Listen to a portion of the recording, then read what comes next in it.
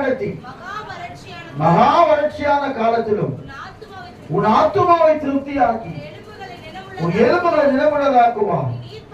நீர்ப்பாய்ச்சலான தோட்டத்தை போலவும் பற்றாத நீரூற்றை போலவும் இருப்பாய்.